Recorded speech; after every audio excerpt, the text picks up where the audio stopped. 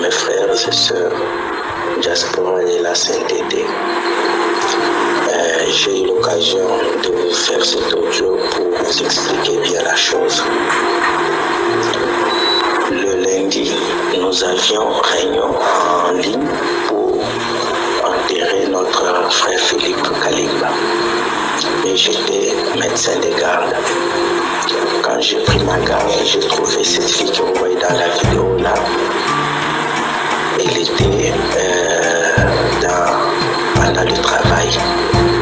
Les infirmiers m'ont fait rapport pour dire que c'est une fille qui ne collabore pas, qui n'accepte pas les conseils qu'on lui donne, les consignes, comme c'est son premier accouchement.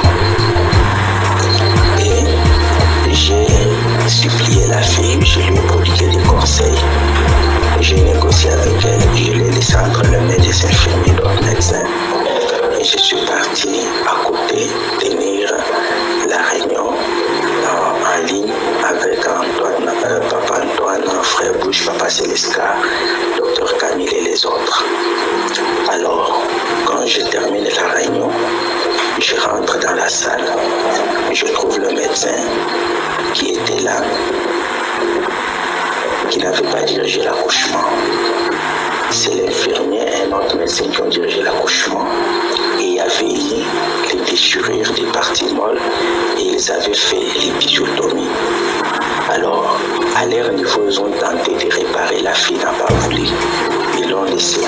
Ce médecin-là que j'ai trouvé, qui faisait les rapports, a tenté de travailler. Ça n'a pas tenu. Il a laissé même les fils dans le corps de la femme comme ça, parce qu'il n'y avait pas de collaboration. Alors, il était en train de vouloir rédiger un transfert. Moi, je lui ai dit, nous sommes un hôpital général de référence. On transfère pour une déchirure cervicale.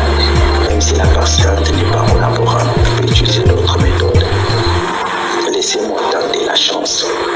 Alors, quand je suis entré dans la salle, les autres infirmiers n'en voulaient plus, sont partis. Et je suis allé seul médecin, encore seulement des stagiaires. J'ai expliqué à la fille, je lui ai demandé, elle a accepté le docteur Tongangaï. Mais dès que j'ai touché seulement les pinces, au pince Simagate, au pince Kotate, au pince Nakotonga Yona, Ndenge Mususo, Nazana Ngoto, Ndengeni. Namiki kuexpliquer, et ça la kamambete, ou tu kokota pince, ou kokota kulungu, et le côté moi, na monena, bini na zoto, kaka moi pince, que vous pouvez tanga bakol, et suturer les camps. Et Kotate. Mais j'ai trouvé qu'elle était en train de perdre le bon sens qui pouvait l'amener à la mort. Les autres avaient cédé à ça, mais moi je ne pouvais pas céder pour sauver une vie. C'est qu'elle réfléchissait et c'est que moi je connaissais et les dangers qu'elle courait. Je ne pouvais pas la laisser dans sa réflexion comme ça. Mais mes frères, si on ne suture pas une plaie cervicale, il faut réparer. L'utérus ne peut pas se contracter pour arrêter l'hémorragie que lorsqu'il est dans toute sa circonférence intégrale. Et il faut suturer, resserrer, rapprocher les berges côte à côte pour que le courant physiologique qui permet le durcissement de l'utérus pour arrêter l'hémorragie puisse se passer. Alors, tout ce que je fais, ça ne tenait pas. La dame me touchait par les mains, projetait mes pinces, fermait son canal avec les mains, touchant l'idée qu'il ne fallait pas. Alors, j'ai reconnu l'avoir traumatisé tel que vous voyez là. Et ça a réussi. Je l'ai calmé et j'ai suturé et j'ai arrêté cette hémorragie-là. Et je l'ai apprêté, lavant tout ça, l'habillé en est propre. Il est même sorti de l'hôpital. Mais vous me verrez dans cette vidéo-là dire qu'elle est filmée. Effectivement, on rencontre beaucoup de choses comme ça avec les filles inciviles qui viennent accoucher. Les mamans, ça va. Mais les filles qui ont attrapé des grossesses, en fait, c'est une fille qui a attrapé une grossesse, l'homme n'est pas connu et c'est sa grand-mère qui l'a amenée. Alors, quand on rencontre des choses comme ça. Des incidents arrivent. Quand on explique, souvent on nous dit, mais est-ce que beaucoup de ça qui est Mukanda, une fille dans cet état-là, à beaucoup de Mukanda? Des fois, on peut filmer comme ça pour montrer au staff médical.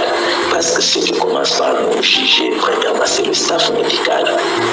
C'est à eux qu'on devait la vidéo des comportements malsains de cette fille-là qui nous avait poussé à la traiter comme nous l'avons traitée pour une bonne fin, sauver sa vie.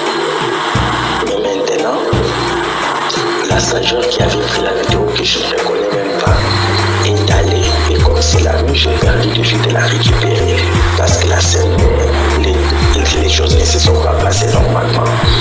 Et elle est allée, elle a disparu, et ils sont allés truquer tel qu'ils ont piqué pour prendre que cette mauvaise partie-là et envoyer ça sur les réseaux sociaux et susciter tout ce que vous voyez là. D'abord, pour la pudeur, je vous demande tous pardon à vos épouses. Et je pense que nos sœurs ne sont pas à l'aise à envoyer des choses comme cela.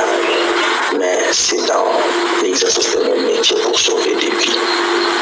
Alors, j'ai été surpris que la vidéo circule. Quand je suis allé pour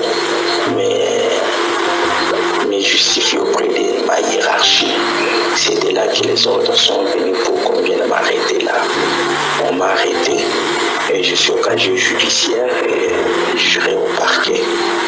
Je veux qu'on m'arrête parce que si je fouillais, je serais un irresponsable.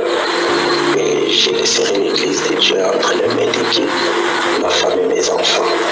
Je me suis livré, que la justice soit faite. Tout ce qu'on arrêtera là, je subirai. Mais une vie a été sauvée, c'est l'essentiel. On ne sait pas ce que cet enfant-là et cette maman-là seront demain.